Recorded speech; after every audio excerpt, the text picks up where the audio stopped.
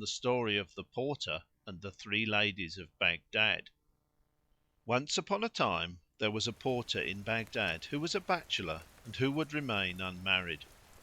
It came to pass on a certain day, as he stood about the street leaning idly upon his crate, behold, there stood before him an honourable woman in a mantilla of Mosul silk, broidered with gold and bordered with brocade. Her walking shoes were also purfled with gold, and her hair floated in long plaits. She raised her face veil and, showing two black eyes fringed with jetty lashes, whose glances were soft and languishing, and whose perfect beauty was ever blandishing, she accosted the porter and said in the suavest tones and choicest language, "Take up thy crate and follow me." The porter was so dazzled he could hardly believe that he heard her aright, but he shouldered his basket in hot haste, saying in himself, "O day of good luck! O day of Allah's grace!" and walked after her till she stopped at the door of a house. There she rapped, and presently came out to her an old man, a Nazarene, to whom she gave a gold piece, receiving from him in return what she required of strained wine clear as olive oil, and she set it safely in the hamper, saying, "Lift and follow." Quoth the porter, "This, by Allah, is indeed an auspicious day, a day propitious for the granting of all a man wisheth." He again hoisted up the crate and followed her, till she stopped at a fruiterer's shop, and bought from him Shami apples and Osmani quinces and Omani peaches and cucumbers of Nile growth and Egyptian limes and Sultani oranges and citrons, besides Aleppine jasmine, scented myrtle berries, Damascene nenuphars, flower of privet and chamomile, blood red anemones, violets and pomegranate bloom, eglantine and narcissus, and set the whole in the porter's crate, saying, "Up with it!" So he lifted and followed her till she stopped at a butcher's booth and said, "Cut me off 10 pounds of mutton." She paid him his price and he wrapped it in a banana leaf, whereupon she laid it in the crate and said, "Hoist, O porter!" He hoisted accordingly and followed her as she walked on till she stopped at a grocer's, where she bought dry fruits and pistachio kernels, Tihama raisins, shelled almonds and all wanted for dessert, and said to the porter, "Lift and follow me." So he up with his hamper and after her till she stayed at the confectioner's, and she bought an earthen platter and piled it with all kinds of sweetmeats in his shop, open worked tarts and fritters scented with musk, and soap cakes and lemon loaves and melon preserves and Zaynab's combs and ladies' fingers and Kazi's titbits and goodies of every description, and placed the platter in the porter's crate. Thereupon quoth he, being a merry man, "Thou shouldest have told me and I would have brought with me a pony or a she camel to carry all this market stuff." She smiled and gave him a little cuff on the nape, saying, "Step out and exceed not in words, for, Allah willing, thy wage will not be wanting." Then she stopped at a perfumer's and took from him 10 sorts of waters, rose scented with musk, orange flower, water lily, willow flower, violet and 5 others, and she also bought 2 loaves of sugar, a bottle for perfume spraying, a lump of male incense, aloe wood, ambergris and musk, with candles of Alexandria wax, and she put the whole into the basket, saying, "Up with thy crate and after me." He did so and followed until she stood before the greengrocer's, of whom she bought pickled safflower and olives in brine and in oil, with tarragon and cream cheese and hard Syrian cheese, and she stowed them away in the crate, saying to the porter, "Take up thy basket and follow me." He did so and went after her till she came to a fair mansion fronted by a spacious court, a tall fine place to which columns gave strength and grace, and the gate thereof had 2 leaves of ebony inlaid with plates of red gold. The lady stopped at the door and, turning her face veil sideways, knocked softly with her knuckles, whilst the porter stood behind her, thinking of naught save her beauty and loveliness. Presently the door swung back and both leaves were opened, whereupon he looked to see who had opened it, and behold, it was a lady of tall figure, some 5 feet high, a model of beauty and loveliness, brilliance and symmetry and perfect grace. Her forehead was flower white, her cheeks like the anemone, ruddy bright. Her eyes were those of the wild heifer or the gazelle, with eyebrows like the crescent moon which ends Sha'aban and begins Ramadan. Her mouth was the ring of Sulayman, her lips coral red, and her teeth like a line of strung pearls or of chamomile petals. Her throat recalled the antelope's, and her breasts, like two pomegranates of even size, stood at bay as it were. Her body rose and fell in waves below her dress like the rolls of a piece of brocade, and her navel would hold an ounce of benzoin ointment. In fine, she was like her of whom the poet said, on sun and moon of Palace cast thy sight; enjoy her flower like face, her fragrant light. Thine eyes shall never see, in hair so black, beauty encase a brow so purely white. The ruddy rose cheek proclaims her claim, though fail her name whose beauties we indite. As sways her gait I smile at hips so big, and weep to see the waist they bear so slight. When the Porter looked upon her his wits were waylaid and his senses were stormed, so that his crate went nigh to fall from his head, and he said to himself, "Never have I in my life seen a day more blessed than this day." Then quoth the lady portress to the lady cateress, "Come in from the gate and relieve this poor man of his load." So the provisioner went in followed by the portress and the Porter, and went on till they reached a spacious ground floor hall, built with admirable skill and beautified with all manner colours and carvings, with upper balconies and groined arches and galleries and cupboards and recesses whose curtains hung before them. In the midst stood a great basin full of water surrounding a fine fountain, and at the upper end on the raised dais was a couch of juniper wood, set with gems and pearls, with a canopy like mosquito curtains of red satin silk looped up with pearls as big as filberts and bigger. Thereupon sat a lady bright of blee, with brow beaming brilliancy, the dream of philosophy, whose eyes were fraught with Babel's gramarye, and her eyebrows were arched as for archery; her breath breathed ambergris and perfumery, and her lips were sugar to taste and carnelian to see. Her stature was straight as the letter E, and her face shamed the noon sun's radiancy, and she was even as a galaxy or a dome with golden marquetry, or a bride displayed in choicest finery, or a noble maid of Araby. Right well of her sang the bard when he said, her smiles twin rows of pearls display, Camomile buds or rimy spray; her tresses stray as night let down, and shames her light the dawn o' day. The third lady, rising from the couch, stepped forward with graceful swaying gait till she reached the middle of the saloon, when she said to her sisters, "Why stand ye here? Take it down from this poor man's head." Then the cateress went and stood before him, and the portress behind him, while the third helped them, and they lifted the load from the Porter's head and, emptying it of all that was therein, set everything in its place. Lastly they gave him 2 gold pieces, saying, "Wend thy ways, O Porter!" But he went not, for he stood looking at the ladies and admiring what uncommon beauty was theirs, and their pleasant manners and kindly dispositions; never had he seen goodlier. And he gazed wistfully at that good store of wines and sweet scented flowers and fruits and other matters. Also he marvelled with exceeding marvel, especially to see no man in the place, and delayed his going. Whereupon quoth the eldest lady, "What aileth thee that goest not? Haply thy wage be too little?" And turning to her sister the cateress she said, "Give him another dinar." But the Porter answered, "By Allah, my lady, it is not for the wage; my hire is never more than 2 dirhams. But in very sooth my heart and my soul are taken up with you and your condition. I wonder to see you single with ne'er a man about you and not a soul to bear you company; and well you wot that the minaret toppleth over unless it stand upon 4, and you want this same fourth.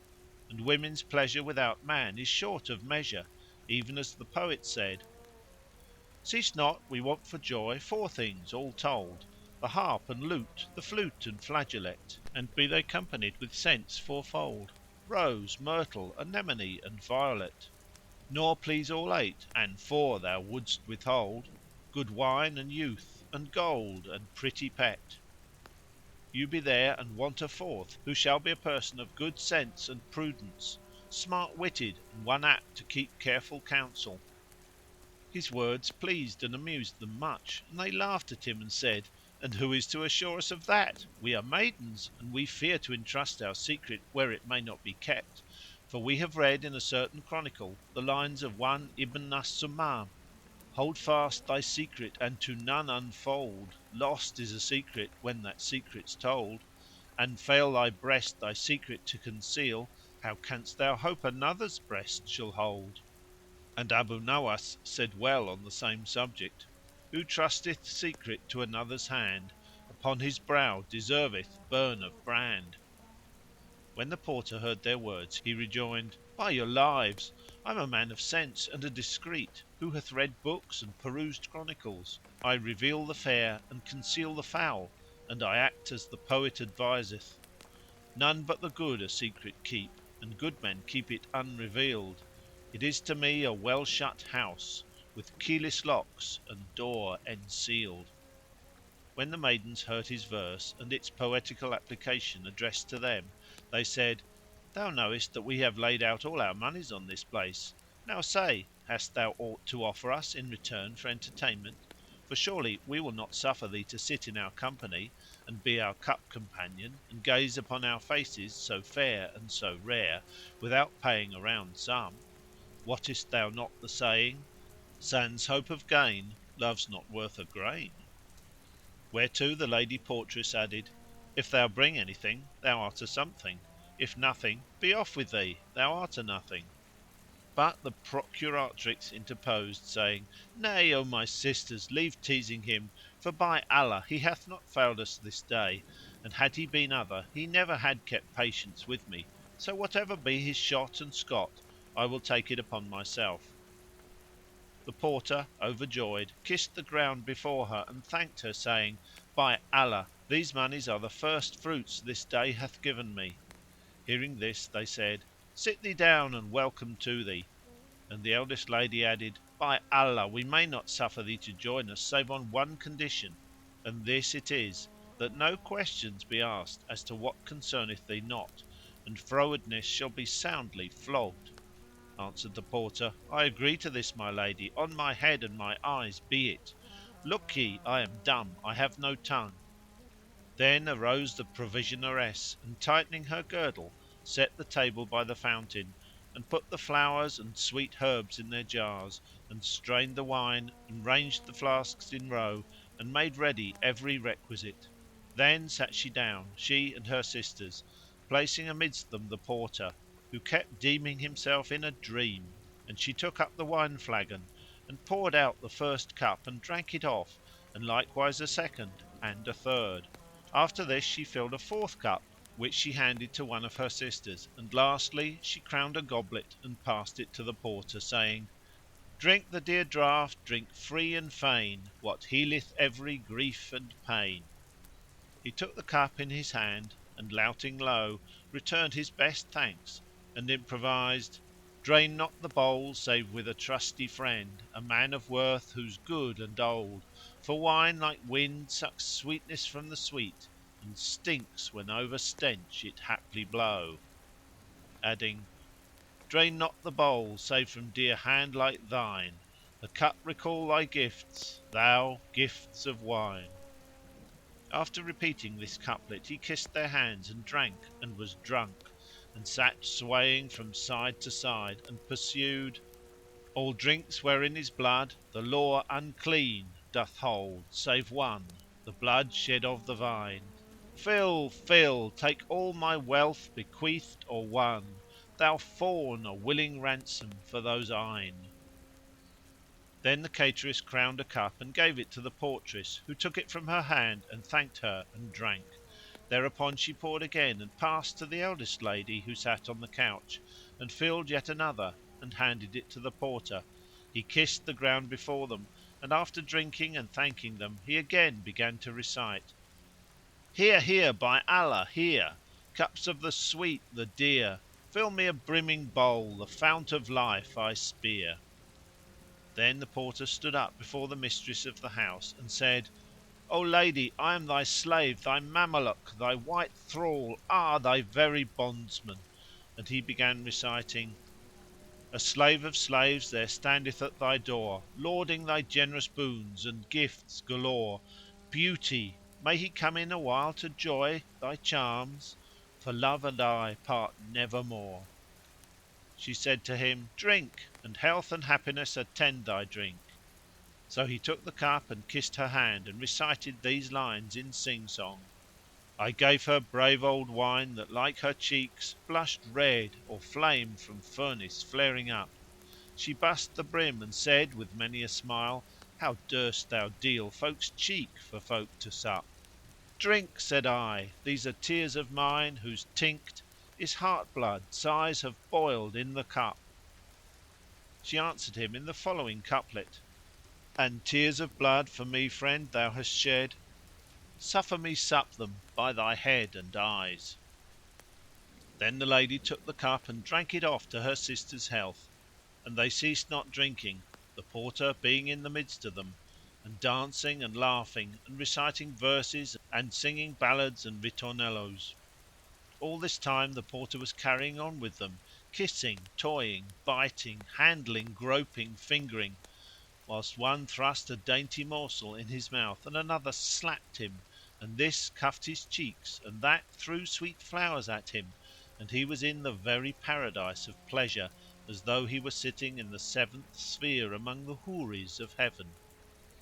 They ceased not doing after this fashion until the wine played tucks in their heads and worsted their wits, and when the drink got the better of them, the portress stood up and doffed her clothes till she was mother naked. However, she let down her hair about her body by way of a shift, and throwing herself into the basin, disported herself and dived like a duck, and swam up and down, and took water in her mouth, and spurted it all over the porter, and washed her limbs, and between her breasts, and inside her thighs, and all around her navel. Then she came up out of the cistern, and throwing herself on the porter's lap, said, O my lord, O my love, what callest thou this article? Pointing to her slit, her solution of continuity. I call that thy cleft, quoth the porter, and she rejoined, Wah! Wah! art thou not ashamed to use such a word? And she caught him by the collar and soundly cuffed him. Said he again, Thy womb, thy vulva, and she struck him a second slap, crying, Oh, fie, fie, this is another ugly word. Is here no shame in thee?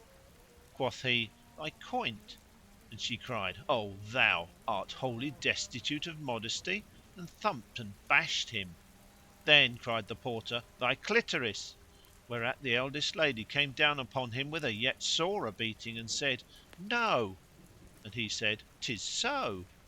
And the porter went on calling the same commodity by sundry other names, but whatever he said they beat him more and more, till his neck ached and swelled with the blows he had gotten, and on this wise they made him a butt and a laughing stock. At last he turned upon them, asking, And what do you women call this article? Whereto the damsel made answer, The basil of the bridges. Cried the porter, Thank Allah for my safety! Aid me and be thou propitious, O basil of the bridges! They passed round the cup and tossed off the bowl again, when the second lady stood up and, stripping off all her clothes, cast herself into the cistern and did as the first had done. Then she came out of the water and, throwing her naked form on the porter's lap, pointed to her machine and said, O light of mine eyes, do tell me what is the name of this concern. He replied as before, Thy slit. And she rejoined, Hath such term no shame for thee? And cuffed him and buffeted him till the saloon rang with the blows. Then quoth she, O fie, fie! How canst thou say this without blushing?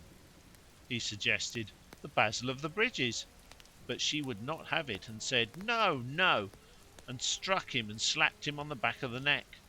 Then he began calling out all the names he knew, Thy slit, thy womb, thy coynte, thy clitoris, and the girls kept on saying, No, no. So he said, I stick to the basil of the bridges, and all the three laughed till they fell on their backs, and laid slaps on his neck, and said, No, no, that's not its proper name. Thereupon he cried, O my sisters, what is its name? And they replied, What sayest thou to the husked sesame seed? Then the cateress donned her clothes and they fell again to carousing, but the Porter kept moaning "Oh!" and "Oh!" for his neck and shoulders, and the cup passed merrily round and round again for a full hour. After that time the eldest and handsomest lady stood up and stripped off her garments, whereupon the Porter took his neck in hand and rubbed and shampooed it, saying, My neck and shoulders are on the way of Allah. Then she threw herself into the basin and swam and dived, sported and washed, and the Porter looked at her naked figure as though she had been a slice of the moon, and at her face with the sheen of Luna when at full, or like the dawn when it brighteneth, and he noted her noble stature and shape, and those glorious forms that quivered as she went, for she was naked as the Lord made her. Then he cried, Alack! Alack! and began to address her, versifying in these couplets: If I liken thy shape to the bough when green, my likeness errs and I sore mistake it; for the bough is fairest when clad the most, and thou art fairest when mother naked. When the lady heard his verses she came up out of the basin and, seating herself upon his lap and knees, pointed to her genitory and said, O my lordling, what be the name of this? Quoth he, The Basil of the Bridges. But she said, Bah! Bah! Quoth he, The husked sesame. Quoth she, Poor! Poor! Then said he, Thy womb, and she cried, Fie! Fie! Art thou not ashamed of thyself? and cuffed him on the nape of the neck. And whatever name he gave, declaring "'Tis so," she beat him and cried, No! No! till at last he said, O my sisters, and what is its name? She replied, It is entitled the Khan of Abu Mansur. Whereupon the Porter replied, Aha! O Allah be praised for safe deliverance, O Khan of Abu Mansur! Then she came forth and dressed, and the cup went round a full hour. At last the Porter rose up and, stripping off all his clothes, jumped into the tank and swam about and washed under his bearded chin and armpits, even as they had done.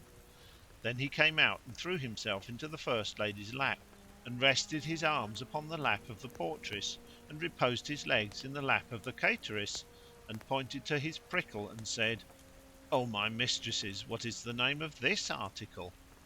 All laughed at his words till they fell on their backs, and one said, Thy pintle. But he replied, No, and gave each one of them a bite by way of forfeit. Then said they, Thy pizzle. But he cried, No, and gave each of them a hug. And Shahrazad perceived the dawn of the day and ceased saying her permitted say. When it was the 10th night, quoth her sister Dunyazad, Finish for us thy story. And she answered, With joy and goodly greet. It hath reached me, O auspicious King, that the damsel stinted not saying to the Porter, Thy pickle, thy pintle, thy pizzle, and he ceased not kissing and biting and hugging until his heart was satisfied, and they laughed on till they could no more. At last one said, O our brother, what then is it called? Quoth he, Know ye not? Quoth they, No. Its veritable name, said he, is mule burst all, which browseth on the Basil of the Bridges, and muncheth the husked sesame, and nighteth in the Khan of Abu Mansur. Then they laughed till they fell on their backs, and returned to their carousel, and ceased not to be after this fashion till night began to fall. Thereupon said they to the Porter, Bismillah, O our master, up and on with those sorry old shoes of thine, and turn thy face, and show us the breadth of thy shoulders. Said he, By Allah, to part with my soul would be easier for me than departing from you. Come, let us join night to day, and tomorrow morning we will wend our own way. My life on you, said the procuratrix, suffer him to tarry with us, that we may laugh at him. We may live out our lives and never meet with his like, for surely he is a right merry rogue and witty. So they said, You must not remain with us this night, save on condition that thou submit to our commands, and that whatso thou seest, thou ask no questions there anent, nor inquire of its cause. All right, rejoined he. And they said, Go read the writing over the door. So he rose and went to the entrance, and there found written in letters of gold wash, Whoso speaketh of what concerneth him not shall hear what pleaseth him not. The porter said, Be ye witnesses against me that I will not speak on whatso concerneth me not. Then the cateress arose, and set food before them, and they ate. After which they changed their drinking place for an other, and she lighted the lamps and candles, and burned ambergris and aloes wood, and set on fresh fruit and wine service, when they fell to carousing and talking of their lovers. And they ceased not to eat and drink and chat, nibbling dry fruits, and laughing and playing tricks for the space of a full hour, when lo, a knock was heard at the gate. The knocking in no wise disturbed the seance, but one of them rose and went to see what it was, and presently returned, saying, Truly our pleasure for this night is to be perfect. How is that? Asked they. And she answered, At the gate be 3 Persian Kalandars, with their beards and heads and eyebrows shaven, and all 3 blind of the left eye, which is surely a strange chance. They are foreigners from Roomland, with the mark of travel plain upon them. They have just entered Baghdad, this being their first visit to our city, and the cause of their knocking at our door is simply because they cannot find a lodging. Indeed, one of them said to me, Haply the owner of this mansion will let us have the key of his stable or some old outhouse, wherein we may pass this night, for evening had surprised them, and, being strangers in the land, they knew none who would give them shelter. And, O my sisters, each of them is a figure of fun after his own fashion, and if we let them in we shall have matter to make sport of. She gave not over persuading them, till they said to her, Let them in, and make thou the usual condition with them, that they speak not of what concerneth them not, lest they hear what pleaseth them not. So she rejoiced, and going to the door, presently returned with the 3 monoculars, whose beards and mustachios were clean shaven.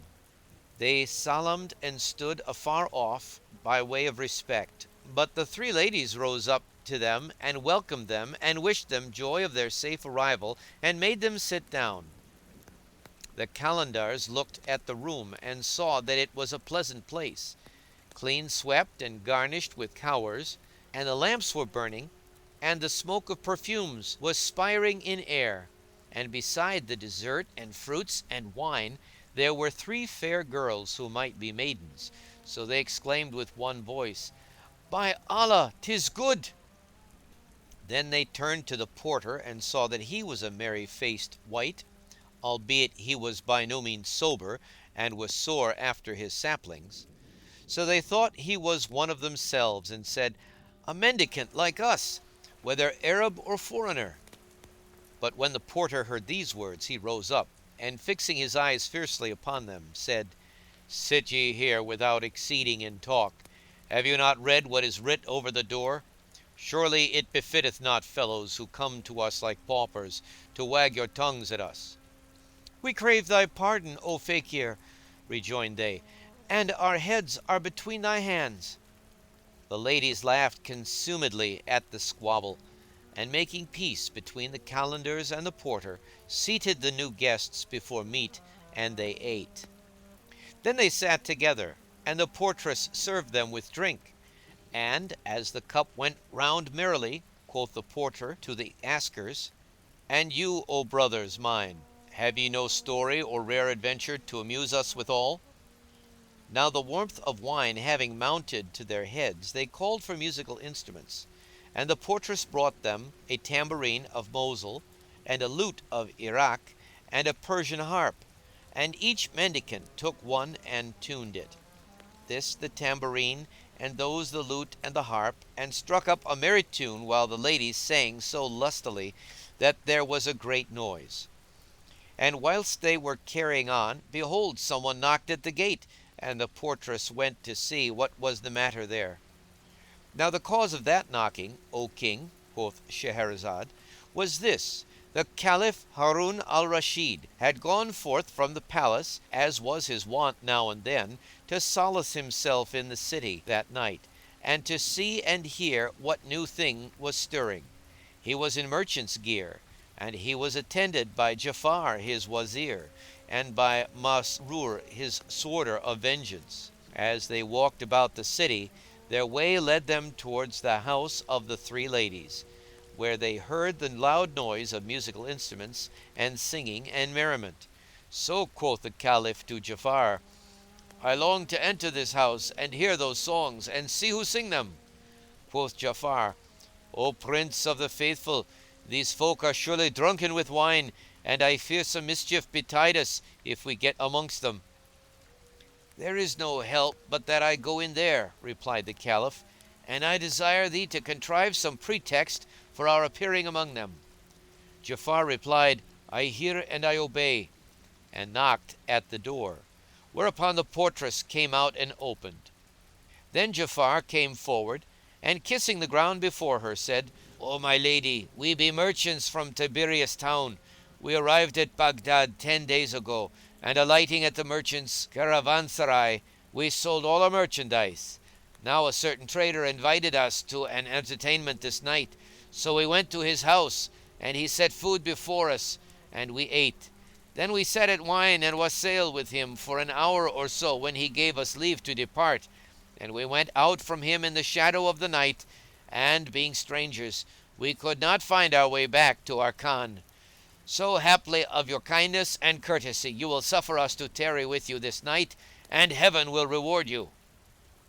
The portress looked upon them, and seeing them dressed like merchants and men of grave looks and solid, she returned to her sisters and repeated to them Ja'afar's story. And they took compassion upon the strangers and said to her, Let them enter.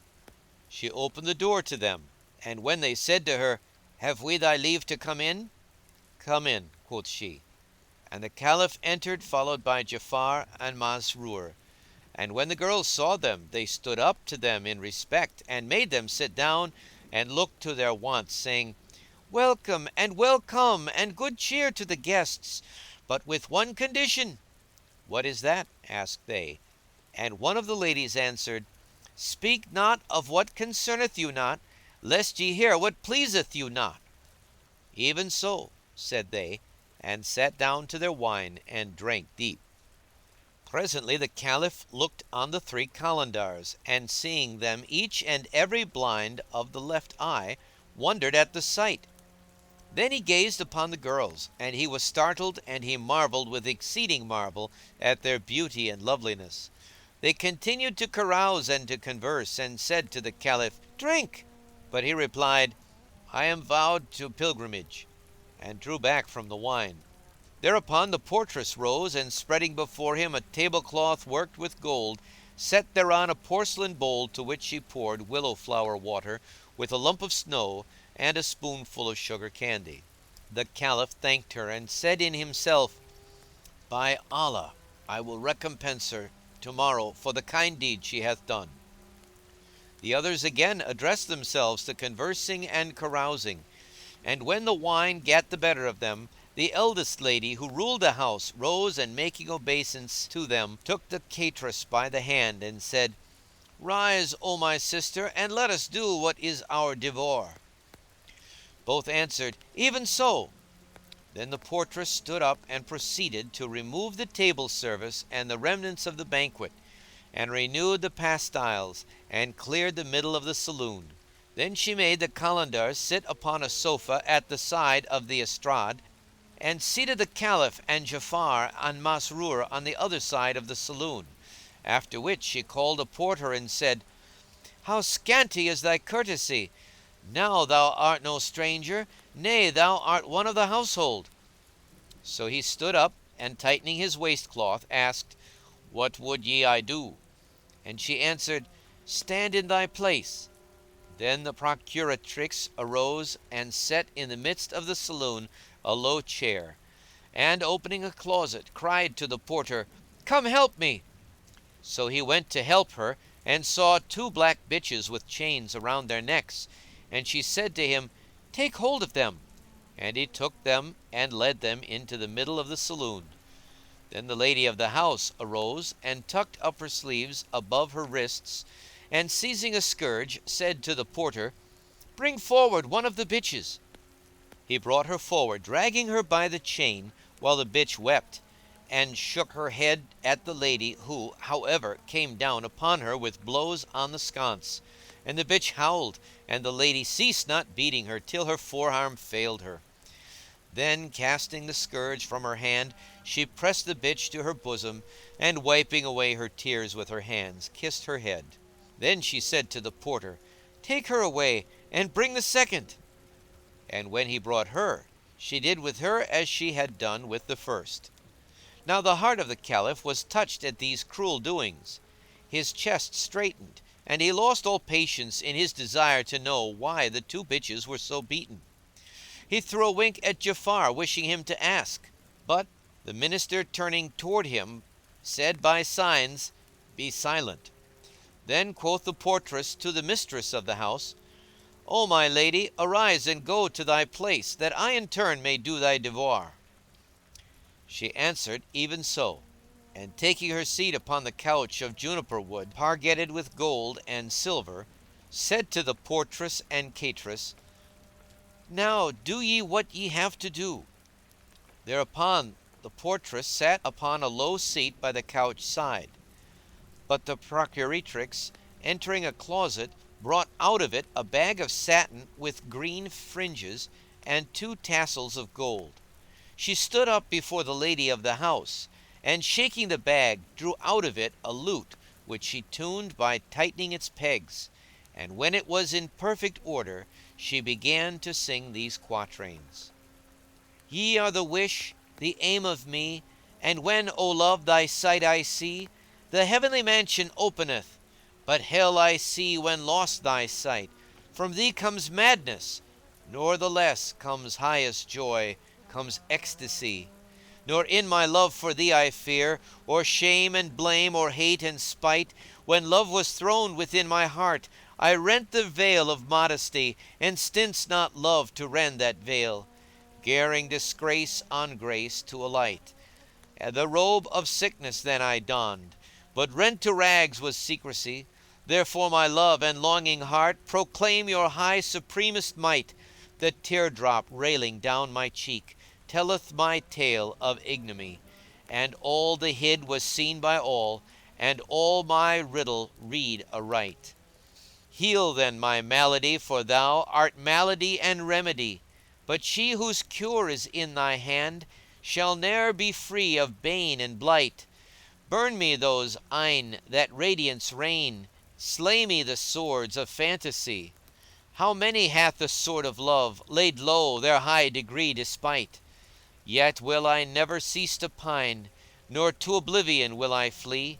Love is my health, my faith, my joy, public and private, wrong or right.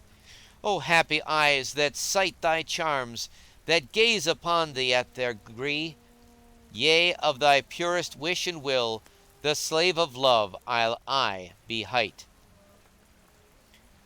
When the damsel heard this elegy in quatrains, she cried out, "Alas! Alas!" and rent her garment and fell to the ground fainting. And the Caliph saw scars of the palm rod on her back, and welts of the whip, and marvelled with exceeding wonder.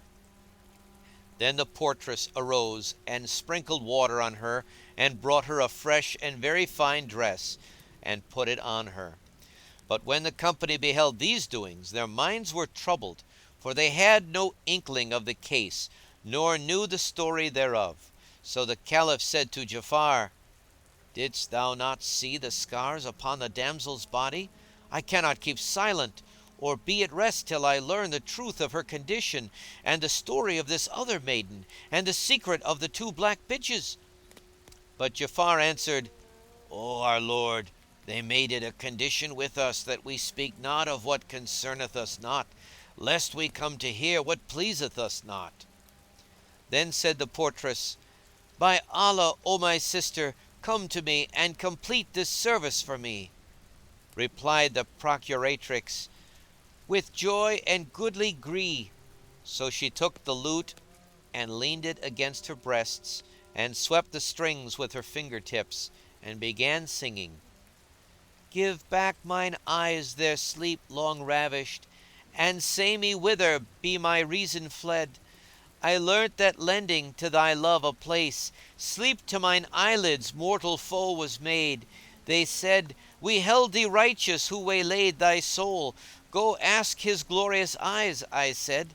I pardon all my blood he pleased to spill, owning his troubles drove him blood to shed. On my mind's mirror sun like sheen he cast, whose keen reflection fire in vitals bred. Waters of life let Allah waste at will, suffice my wage those lips of dewy red.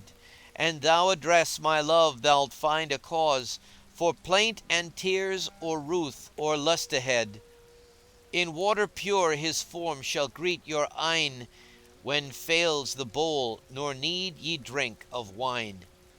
Then she quoted from the same ode, I drank but the draught of his glance, not wine, and his swaying gait swayed to sleep these eyne. 'Twas not grape juice grips me but grasp of past, 'twas not bowl or bold me but gifts divine. His coiling curl lets my soul annetted, and his cruel will all my wits outwitted. After a pause she resumed, If we plain of absence, what shall we say? Or if pain afflict us, where wend our way? An I hire a truckman to tell my tale, the lover's plaint is not told for pay. If I put on patience a lover's life, after loss of love will not last a day. Naught is left me now but regret, repine, and tears flooding cheeks for ever and aye. O thou who the babies of these eyes hast fled, thou art homed in heart that shall never stray. Would Heaven, I wot, hast thou kept our pack, long as stream shall flow, to have firmest fay? Or hast forgotten the weeping slave, whom groans afflict and whom griefs waylay? Ah, when severance ends and we side by side couch, I'll blame thy rigours and chide thy pride. Now when the portress heard her second ode, she shrieked aloud and said, By Allah, 'tis right good! And laying her hands on her garments, tore them as she did the first time, and fell to the ground fainting. Whereupon the procuratrix rose and brought her a second change of clothes after she had sprinkled water on her. She recovered and sat upright and said to her sister, the cateress, Onwards, and help me in my duty, for there remains but this one song. So the provisioneress again brought out the lute and began to sing these verses. How long shall last, how long this rigour rife of woe? May not suffice thee all these tears thou seest flow? Our parting thus with purpose fell thou dost prolong. Is't not enough to glad the heart of envious foe? Were but this lying world once true to lover heart, had not watched the weary night in tears of woe. O pity me, whom overwhelmed thy cruel will, my lord, my king, 'tis time some ruth to me thou show. To whom reveal my wrongs, O thou who murdered me? Sad, who of broken troth the pangs must undergo. Increase wild love for thee, and frenzy hour by hour, and days of exile minute by so long, so slow. O Moslems, claim vendetta for this slave of love, whose sleep love ever wastes, whose patient love lays low. Doth law of love allow thee, O my wish, to lie lapped in another's arms, and unto me cry, Go? Yet in thy presence say, what joys shall I enjoy, when he I love but works my love to overflow? When the portress heard the third song, she cried aloud, and laying hands on her garments, rent them down to the very skirt, and fell to the ground fainting a third time, again showing the scars of the scourge. Then said the three Kalandars, "Would heaven we had never entered this house, but had rather lighted on the mounds and heaps outside the city, for verily our visit hath been troubled by sights which cut to the heart." The Caliph turned to them and asked, "Why so?" And they made answer, "Our minds are sore troubled by this matter." Quoth the Caliph, "Are ye not of the household?" And quoth they, "No, nor indeed did we ever set eyes on the place till within this hour." Hereat the Caliph marvelled and rejoined, "This man who sitteth by you, would he not know the secret of the matter?"